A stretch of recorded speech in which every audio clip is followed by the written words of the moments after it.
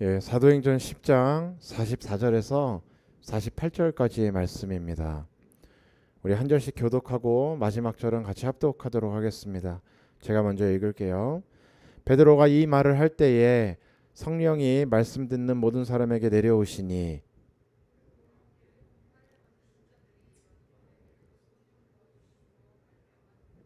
이는 방언을 말하며 하나님 높임을 들음이러라.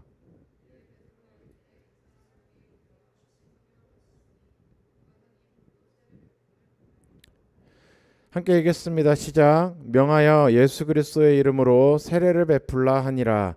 그들이 베드로에게 며칠 더 머물기를 청하니라. 아멘.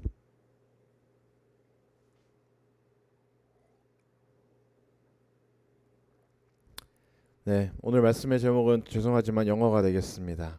네, 스폰테니우스라는 단어예요. 네,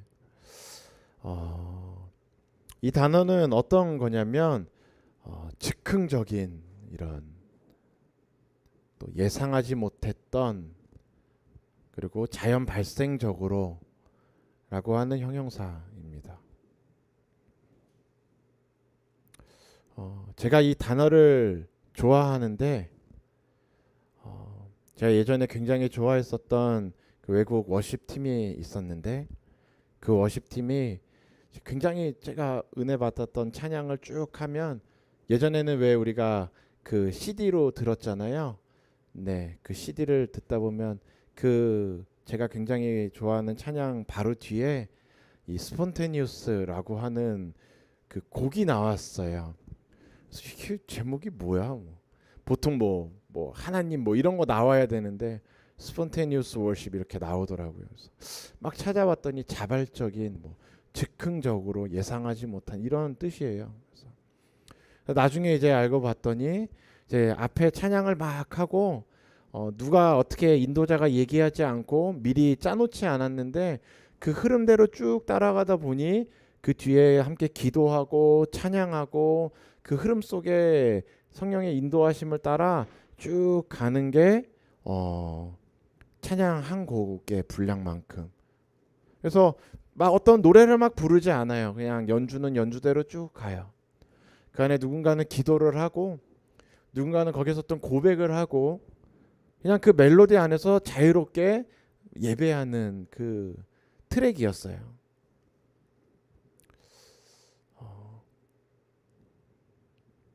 저의 어떤 성향이 약간 그런 부분도 있을 수 있을 것 같아요.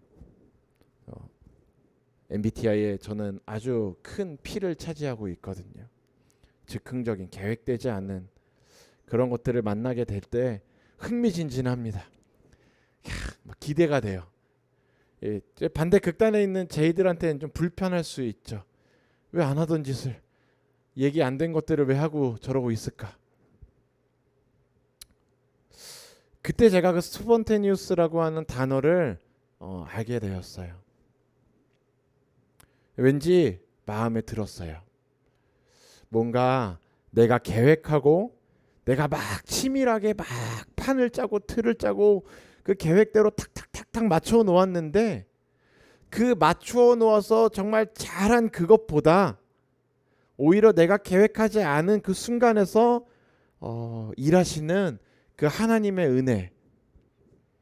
그러니까 무조건 그러니까 우리가 내가 준비할 것도 또 필요 없고 내가 어떠한 것도 뭐 노력하지 않아도 알아서 하나님이 다 하니까 그냥 다 냅둬 이러라는 의미가 아니라 내가 나의 영역에서 열심히 최선을 다해서 내 모든 것들을 다 쏟아부어서 열심히 하나님께 하나님의 일을 해나가고 그 길을 걸어 나갔는데 지나고 나서 보니 또 그 과정에서 보니 어떠한 것이 있냐면 내가 계획하고 내가 막 짜놓았던 나의 어떠한 생각과 그 지혜보다 내가 예상하지 못했던 순간에 툭 튀어나오는 예상하지 못했던 환경에서 예상하지 못했던 타이밍에 일하시는 그 하나님의 한방, 그 일하시는 그 하나님의 역사하심이 그 하나님의 그 스폰테니우스함이 내가 앞서 막 세워놓았던 내 모든 머릿속에 있는 옵션들을 다 계산을 해서 이게 최고이자 이게 최선이야 라고 했음에도 이게 아닌 이쪽으로 빠지면 최악이 될 거야. 아, 이렇게 가면 50점밖에 안 될 거야. 라고 내가 생각할 때 가장 최선이자 최고가 될 수 있는 그 계획보다 전혀 내가 생각하지 못했지만 한 번 하나님이 건드리시는 툭 한 번의 그 일하심, 그것이 그 모든 나의 노력과 세상의 모든 환경과 심지어 그 모든 악조건들, 그곳에 있는 모든 사람들의 지혜를 다 뛰어넘는 하나님의 역사하심으로 나타나는,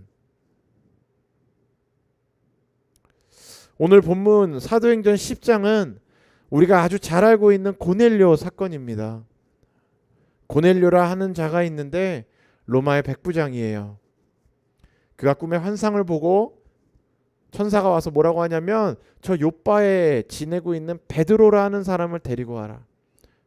그러니까 고넬료는 원래 하나님을 경외하는 사람이었다 이렇게 이야기하고 있어요. 그런데 아직 예수 그리스도를 알지 못하고 아직 성령이 그에게 임하지 않으신 거죠. 이방인이거든요. 로마인이었어요. 베드로가 가서 그 고넬료가 그곳에서 환상을 보고 있는 그 시간에 베드로에게도 환상이 나타납니다. 베드로가 옥상에서 기도하고 있는데 환상을 봅니다. 하늘에서 보자기가 잡힌 채로 쭉 내려와요. 그 보자기에는 수많은 동물들이 담겨 있습니다. 그런데 율법에서 모두 금하고 있는 동물들이에요. 돼지, 오징어, 새우, 참 맛있는 것들인데 율법에서는 안 되는 거죠. 그리고 음성이 들려옵니다. 먹어라. 베드로가 주여 이게 율법에서 금하고 있습니다. 내가 결단코 이걸 먹지 않겠습니다. 아마 시험으로 받아들였던 것 같아요. 보자기가 올라갑니다. 다시 한번 내려와요. 똑같이 또 율법에서 금하고 있는 동물들, 먹거리들이 내려옵니다. 먹어라. 주여 이 부정한 것들을 내가 결단코 먹지 않겠습니다. 하나님이 말씀하시죠. 내가 괜찮다고 했는데 너가 부정하다 할 수 없다. 먹어라. 다시 올라가고 세 번째 내려옵니다. 그렇게 세 번을 반복한 이후에 환상이 끝나요. 그러고 있는데 고넬료가 보낸 사람이 찾아오죠. 우리와 함께 좀 가주시겠습니까? 갔더니 고넬료가 천사가 나에게 나타나서 당신은 모세오라고 하더이다. 당신에게 들을 이야기가 있다고 했습니다. 그때 베드로가 하나님이 이 때를 위하여 이 이방인들을 향한 구원의 문을 열기 위해 나를 보내셨구나. 이게 우리한테는 별거 아닌 사건처럼 보이겠지만 이 당시의 시대에서는 복음을 이방인에게 가가지고 율법을 전하고 당신 하나님의 백성이 되겠습니까? 라고 얘기하는 건 말도 안 되는 이 세상이에요. 당시 유대인들은 이방인들을 개처럼 여겼다 이렇게 나옵니다. 사람 취급을 안 했어요. 언젠가 하나님이 우리에게 강력한 지도자를 주시고 우리가 강력한 하나님의 나라가 세워지고 나면 그 시오니즘이 완성되고 나면 저것들은 다 죽었어. 다 우리의 노예가 될 거야. 우리는 하나님의 선택받은 백성이기 때문에 우리는 영원한 찬란한 왕국이 세워질 것이고 저들은 우리가 정복하게 될 것이야. 저들에게 우리가 복수하게 될 거야. 저들을 우리가 다스리게 될 거야. 저들을 우리가 부리게 될 거야. 이게 당시에 유대인들이 전반적으로 가지고 있었던 생각이에요. 그런 유대인들이 이방인에게 가서 복음을 전한다라고 하는 건 심지어 베드로와 같은 예수를 믿고 땅 끝까지 이르러 복음을 전해라. 예수님이 승천하시기 전에 뭐라고 하냐면 땅 끝까지 이르러 예루살렘과 온 유대와 사마리아와 땅 끝까지 이르러 내 증인이 되라. 그렇게 말씀하시고 가셨음에도 아직도 그리스도인들은 이방인들을 향하여 복음 전하는 것에 대해 문이 열려 있지가 않아요. 그러면 이들이 성령을 받지 않았나요? 아니요. 이미 사도행전 초반에 오순절에 그들에게 성령이 임하였습니다. 거기다가 베드로예요. 사도 중에 수제자, 사도 중에 수석입니다. 그 베드로조차도 오늘 이방인을 향하여 복음을 전하라고 하는, 땅끝까지 이르러 복음을 전파하라고 하는 예수님의 명령에 대해 제대로 알고 있지 않아요. 어떻게 이해했는지 모르겠어요. 그런데 여러분, 우리도요, 이 땅을 살아가다 보면 예수님이 우리에게 명령하신 것들에 대해 우리도 쉽게 잊어버립니다. 그리고 쉽게 우리는 오해하게 돼요. 그리고 또 우리는 잘못 이해한 것들을 가지고 거기에 나의 생각과 나의 어떠한 지혜를 덧붙여서 이 잘못된 생각을 가지고 내가 원하는 방식대로 무언가를 세워가려고 하는 것들이 우리 안에 생겨나게 됩니다. 그게 세상 일을 이야기하는 게 아니에요. 하나님의 일을 할 때도요. 하나님이 나에게 말씀하셨던 것들을 우리가 제대로 듣지 않으면, 우리가 정말 성령의 인도하심을 따라 제대로 이해하고 있지 않으면 우리는 하나님의 말씀조차, 내가 기도하며 직접 들은 하나님의 말씀조차 우리는 쉽게 잊어버리고 쉽게 왜곡시키고 쉽게 나의 생각을 덧붙이고 빼기도 합니다. 오늘 베드로가 그러한 모습을 보이고 있어요. 사도 중에 수제자라고 했던 그 베드로조차 그 보자기에 쌓여서 내려오는 것들을 보고 하나님의 뜻을 아직 깨닫지 못해요. 그럼에도 베드로를 포함하여 그 12제자들과 그 오순절 다락방에 있었던 120명의 사람들, 그리고 예수를 주라 시인하는 그 예루살렘 교회와 그 그리스도인들은 다 마음속에는 자기의 생각들이 있었을 거예요. 아직 예수님이 올라가신 지 몇 년 채 되지 않았거든요. 아마 그들은 날마다 예루살렘 교회에 모여서 이야기했을 겁니다. 예루살렘 교회 대표로 있는 야고보와 함께 우리가 어떻게 하면 땅끝까지 이르러 복음을 전할 것인가? 우리가 땅끝까지 어떻게 가겠습니까? 이러한 이야기들을 날마다 기도하며 이야기했을 겁니다. 절대 이들이 해이해지거나 이들이 잘못된 것들을 가지고 막 하나님을 등지고 나아가거나 이러지 않았어요. 그들도 그들 나름대로 예루살렘 교회에 모여 날마다 떡을 떼며 날마다 기도하고 매시마다 기도하며 살아가고 있었다는 거죠. 그들이 가지고 있었던 생각과 그들이 가지고 있는 지혜를 통해 예수님이 말씀하셨던 땅끝까지 이르러 복음을 전하라고 하시는 그것들을 이루어 가려고 열심히 애쓰고 노력하고 몸부림치고 있었어요. 심지어 순교합니다. 그런데 여러분, 오늘 본문은 그렇게 차근차근 무언가를 쌓아가고 있는 그 초대교회 앞에 그 그리스도인들의 그 사역 가운데 하나님이 소위 한 방 날리신 거예요. 하나님의 그 스폰테니우스가 시작된 겁니다. 아무도 생각하지 못했어요. 땅끝까지 이르러 복음을 전할 거라고는 생각을 했지만, 사마리아까지도 갈 거라고는 이야기는 했지만, 이방인들을 향하여 복음을 전하고 그곳 가운데 성령이 임할 거라고는 아무도 생각하지 못했어요. 여러분, 우리가 하나님의 일을 할 때 우리가 오해하고 있는 것이 없는지 잘 살펴봐야 합니다. 하나님이 우리에게 그 보따리에 우리가 지금까지 갖고 있었던 내 생각의 틀에 들어가 있는 율법으로 인하여 이거 하면 안 되는데, 이렇게 해야 하는데, 이런 것들은 절대 하면 안 되는데 라고 틀을 가다놓고 있는 그것들이 우리 눈앞에 나타났을 때 하나님이 괜찮다고 하셨음에도 불구하고 우리는 우리의 생각을 가지고 재단하지요. 우리는 우리의 생각들을 가지고 잘라내고 가두어 놉니다. 그리고 그 안에서 우리는 하나님의 일을 하겠다고 이야기를 해요. 우리의 마음은 하나님을 향하고 있습니다.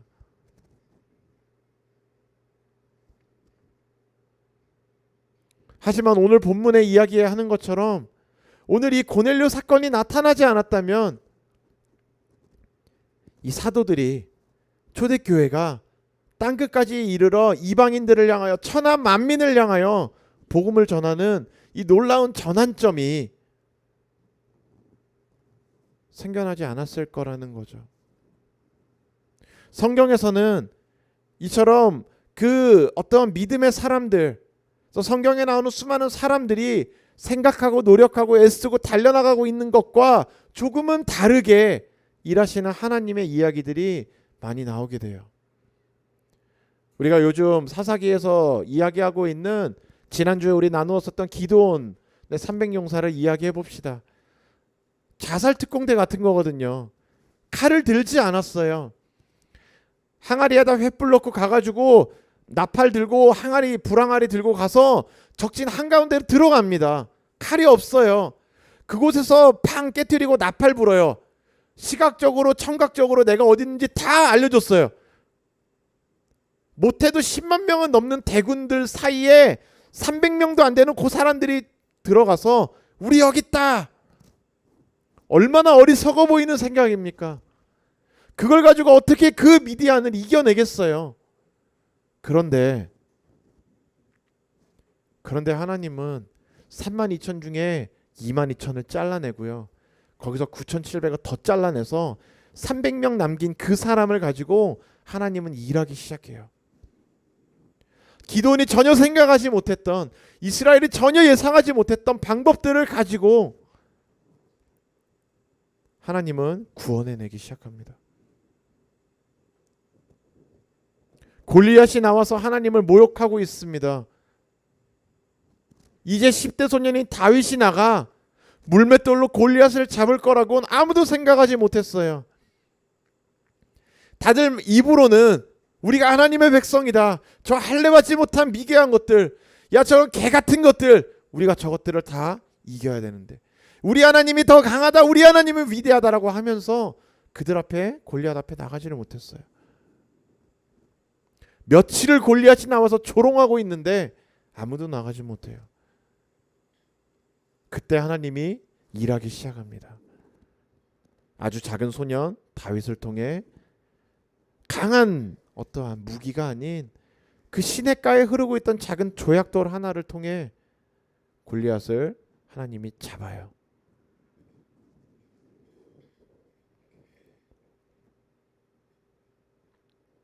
오늘 보면 베드로가 이 말을 할 때에 성령이 말씀 듣는 모든 사람에게 내려오셨다 라고 이야기합니다. 하나님이 역사하시기 시작한 거예요. 이때가 아주 중요합니다. 그 앞에 것들은 여러분 사실 우리가 얼마든지 실수할 수 있어요. 얼마든지 우리는 넘어질 수 있습니다. 얼마든지 우리는 오해할 수 있고요. 얼마든지 우리는 우리의 생각을 가지고 우리의 노력으로 무언가를 이루어가고 쌓아가려고 애쓰는 그 싸움을 할 때가 있을 수 있어요. 사실 그 앞에 우리가 시행착오를 겪는 그 시간이 중요하진 않아요. 정말 중요한 건 뭐냐면요, 하나님이 일하기 시작한 그때부터예요. 베드로가 이 말을 할 때에 성령이 말씀 듣는 모든 사람에게 내려오셨어요. 강하게 역사하기 시작하는 거죠. 그곳에 있는 이방인들이, 로마인들이, 그 노예들이, 그 식구들이 다 모여 있는데 그들이 하나둘 성령이 임하기 시작하면서 방언을 하고 하나님을 찬양하는 거예요. 예수를 주라 시인하는 겁니다. 하나님을 높이고 있어요. 그 자리가 변화되고 있는 거죠. 하나님이 일하기 시작하신 거예요. 전혀 베드로가 요파에서 그 고넬료의 부하들에 의해 고넬료가 있는 곳까지 가면서 전혀 생각하지 못했던, 아까 그 환상이 뭘까? 왜 하나님이 나에게 저 부정한 것들을 자꾸 먹으라고 했을까? 그러면서도 마음 한편에, 머리 한켠에선 계속해서 땅끝까지 복음을 전해야 하는데, 수많은 생각들이 복잡하게 얽혀있는 그 상황 속에 하나님이 전혀 예상하지 못한 하나님의 일을 시작하신 거예요. 스폰테니어스한 하나님의 역사가 터진 거예요. 베드로와 함께 온 할례받은 신자들이 이방인들에게도 성령을 부어주심으로 말미암아 놀랐다. 할례받은 신자들이에요. 이방인들은 할례 받지 않아요. 무슨 이야기냐면 아브라함의 그 혈육, 아브라함의 그 혈족에 의해서 이스라엘 유대인이라고 하는 그 바운더리 안에서 할례라고 하는 어떤 육신의 어떠한 표징을 통해 맺어진 그 언약, 그것을 자신들의 언약이라고 믿고 있는, 그것을 여전히 가지고 있는 신자들. 그런데 그들과 전혀 반대되는, 할례 받지 않았습니다. 율법을 알지 못해요. 그런데 그들에게도 성령을 부어 주시더라는 거죠.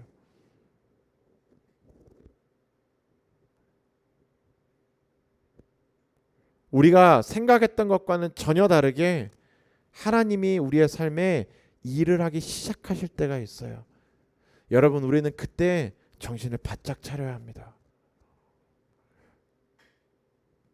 이전 것은 다 지나갔다. 보라, 새 것이 되었다. 선언하셨어요.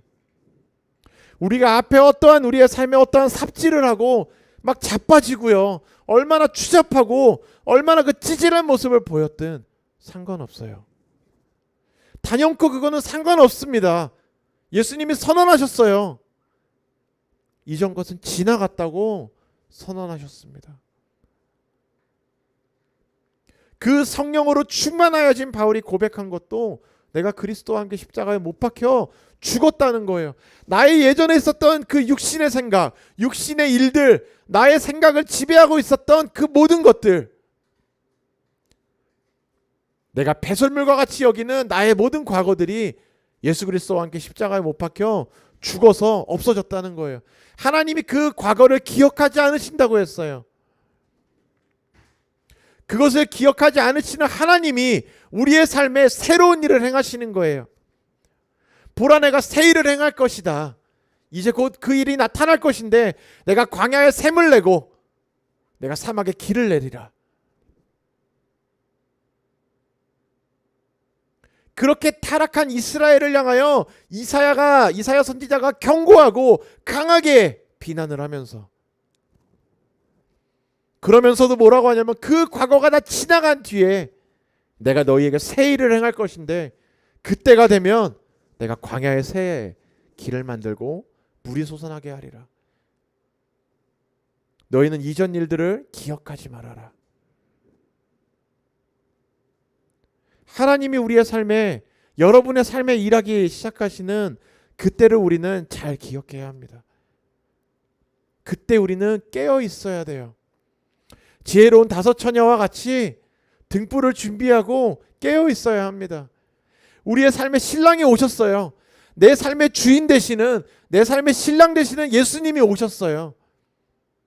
그래서 내 삶의 잔치를 열고 내 삶에 새로운 일을 행하려고 오셨는데 기름이 없어요. 내가 잠들어 있어요. 내가 다른 곳에 나가 있습니다. 내가 예복을 준비하지 않았어요. 내가 그 예복을 입지 않았어요. 어두운 데로 내어 쫓겨 슬피 울며 이를 갈미 있으리라. 베드로는요, 승질이 급해요. 괄괄하죠. 뱃사람이잖아요. 근데 그 베드로가 제일 잘하는 게 뭐냐면요, 즉각적으로 반응할 줄 알아요. 베드로가 머리 좋고 미리 그것들을 다 캐치하고 이런 것들, 사실 베드로의 일화들을 다 보면 잘 못해요. 막 그러잖아요. 주는 그리스도시요 막 해놓고 칭찬받은 다음에 십자가에 못 박힐 거라고 하니까 주여 결단코 그렇게 되지 않을 것입니다. 막 칼 빼서 귀 자르고 막 난리죠. 막 예수님 배신하고 진짜 온갖 막 그 흑역사는 다 써놨는데, 베드로가 정말 잘하는 건 뭐냐면 그 주는 그리스도시요 살아계신 하나님의 아들이십니다라는 고백과 함께 오늘 나오는 본문에서와 같이 하나님이 그의 삶에 일하기 시작하실 때 베드로는 즉각적으로 반응하여 순종합니다. 47절, 이 44, 45, 46을 보면 이방인들에게도 성령을 부어주시는 일이 일어나는 걸로 인하여 놀랍니다. 그것에 대해서 47절에 이제 그들을 이끌고 간 베드로가 거기에서 어떠한 반응을 보이느냐가 가장 중요한 지금 사건이 되는 거예요. 사건의 전환점이 되는 겁니다. 여기서 베드로가 이거 아니야, 이거 아니야. 어떻게 이방인이 성령을 받아? 그리고 짐 싸서 나가버리면요, 이건 아무것도 아닌 거예요. 근데 47절에 볼까요? 이에 베드로가 이르되 이 사람들이 우리와 같이 성령을 받았으니 누가 능히 물로 세례 베품을 금할까? 하나님이 일하기 시작하니까 베드로가 보이는 반응이 뭐냐면요, 아, 이거였구나. 이래서 하나님이 나에게 그 부정한 음식들 보여주시고 먹으라 그랬고, 나를 이 이방인들 로마 백부장 가운데 데리고 왔고, 내가 이 이방인들 앞에서 말씀을 전하게 하셨고, 그리고 하나님이 오늘 이들에게도 내가 생각하지 못했던, 우리 예루살렘 교회가 모든 사도들이 생각하고 있지 못했던 이방인을 향하여 복음 전하는, 이방인을 향하여 성령을 선포하고 예수 그리스도 이름을 전하고, 아, 내 생각이 틀렸구나. 내 생각이 제한되어 있었구나. 어떻게 이방인에게 세례를 베풉니까? 안 되는 거거든요. 그래서 11절로 넘어가면 이방인의 이 세례 논쟁이 나타나게 돼요. 이러고 나서 베드로가 이방인들에게 세례를 베풀었다 함을 듣고 예루살렘 교회에서 비상에 걸려요. 이게 어떻게 된 거냐? 그것도 베드로의 그 파급력이, 영향력이 있는데, 야, 우리 중에 대표라고 하는 베드로가, 우리 예루살렘 교회 그 중에서 사도들의 대표라고 할 수 있는 베드로가 저기 가가지고 로마, 그것도 우리를 압제하는 그 로마의 군인의 지휘관한테 가서 그 집안 모든 사람에게 세례를 베풀었댄다. 이게 말이 되는 거냐? 난리가 납니다. 실제로 유대인들이 받아들이는데 시간이 걸려요. 사랑하는 언약교회 성도 여러분, 우리는 베드로와 같이 반응하기를 소망합니다. 얼마든지 우리는 시행착오를 할 수 있어요. 저도 시행착오를 정말 많이 합니다. 심지어 하나님이 저에게 강하게 말씀하셨던 것들 가운데서도 나의 생각과 내 어떠한 타이밍에, 나는 하나님 이때보다는 이때 조금 더 빨리 하고 싶은데요 라는 것 때문에 앞서가다 자빠진 적도 많고요. 하나님, 난 저 사람은 좀 그래요 라는 것 때문에 넘어진 적도 많고요. 하나님이 너 사람을 의지하지 마라 라고 하는데, 사람을 의지하고 하나님 그래도 제가 여러 가지 막 합리화를 시키죠. 동역해야죠, 하나님 사랑으로 품어야죠, 이런 생각들을 가지고 가다가 사람을 의지하고 가다 넘어진 적도 많아요. 그럼에도 불구하고 그렇게 못난 모습에 있는 과거를 갖고 있음에도 제가 오늘 여러분과 이 말씀을 나누는 건, 예수님이 그 과거를 기억하지 않고요, 그걸로 인하여 하나님의 일이 되고 안 되고를 결정하시지 않고요, 제가 생각하지 못했던, 이제 나는 내가 왜 사람을 의지했을까? 내가 왜 이러한 선택을 했을까? 내가 잘못된 선택을 했구나. 나는 이제 끝났구나. 일은 이제 실패하겠구나. 이렇게 가는 것들은 아니었구나. 그러한 실패감에 빠져 있을 때 전혀 생각하지 못했던 하나님의 그 일하심이 치고 들어오기 시작해요. 그리고 그 모든 것들을 뒤집어 가기 시작합니다. 첫째로 제 마음을 뒤집어 가요. 내가 갖고 있었던 모든 생각들을 다 뒤집어요. 불순물들을 제거하기 시작합니다. 저를 가르쳐 주기 시작해요. 내가 이런 부분을 잘못했구나. 그때가 돼서야 깨닫게 되죠. 내가 사람을 의지했구나. 내가 이렇게 성령의 때를 앞서갔구나. 내가 하나님의 뜻을 잘못 오해했구나. 내가 하나님의 마음을 살피지 않았구나. 가르쳐 주십니다. 그리고 나서요, 하나님이 그 판을 뒤집어 가기 시작해요. 여러분, 지금까지 우리가 실패를 경험했나요? 걱정하지 마십시오. 하나님은 판을 뒤집어가는 하나님이에요. 우리가 전혀 예상하지 못했던 그 타이밍에 하나님은 언제나 치고 들어와요. 제가 예수님을 정말 깊게 딱 만나는, 예수님의 그 존재와 저의 존재가 딱 부딪혔던 그날 아침에 제가 기도하러 가면서도 저는 그날 그런 일이 있을 줄 몰랐어요. 여전히 저의 마음에는 깊은 절망과 제 스스로에 대한 이게 뭐냐 한계와 이 수많은 그냥 하면서 가는 터덜터덜 가는 그 모습으로 그 기도실에 들어갈 때까지도 그 기도실에 들어가 하나님을 향하여 하나님 할 때까지도 전혀 할 수 없었어요. 그 전까지의 저의 삶을 보면요. 너무나도 많은 실패와 흑역사가 내가 스스로 교만하게 하나님을 앞서 튀어나갔던 모습이 너무나도 많이 있죠. 근데 그때 예수님을 만나는 그 순간 전혀 생각하지 못했던 그때의 순간 어느 순간 갑자기 나를 찾아오신 예수님이 저를 뒤집어 가기 시작했죠. 그때부터 제 삶을 바꿔가기 시작하셨어요. 언약교회 여러분,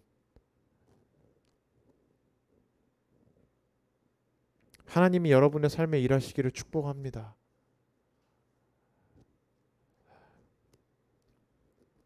하나님은 우리의 생각을 뛰어넘어 일하시는 분이십니다.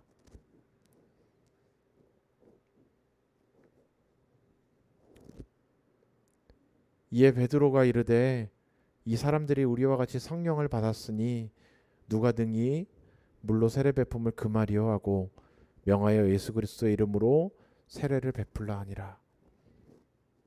이방인을 향한 복음의 문이 열리는 그 교회사의 역사적인 순간, 그거는 어떠한 베드로의 지혜로움이 아니라 하나님의 그 앞에 있었던 수많은 연약함과 실패 가운데에서도 그 하나님의 스폰테니우스한 그 치고 들어오시는 그 하나님의 역사하심이 복음을 전하는 활로를 바꿔버렸어요. 판을 뒤집어 버렸습니다. 비슷한 일이 반복되게 돼요. 바울이 나는 저쪽 서바나로 가려고 하는데 성령이 막으시고 바다 건너 드로아의 환상이 나타나죠.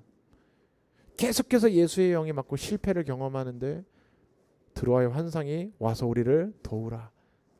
바울이 건너갑니다. 학자들이 그렇게 얘기해요.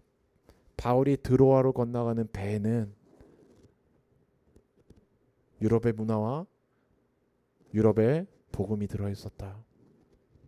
그 한 번의 전환, 전혀 바울이 생각하지 그 지혜로운 바울도 생각하지 못했던 그 한 번의 하나님의 전환이 그 유럽 전역을 복음화시켜 나갑니다. 사랑하는 언약교회 성도 여러분, 지금까지 나의 삶에 얼마나 우리의 삶에 얼마나 어려움과 실패가 있었든 거기에 우리가 너무 연연하지 말고 이제 하나님이 우리의 삶에 일하기를 원하세요. 그때 우리가 하나님 이곳 가운데 성령을 주시니 내가 일하겠습니다. 따라갈 수 있는 하나님을 높이는 우리 언약교회가 되기를 예수님의 이름으로 축원합니다.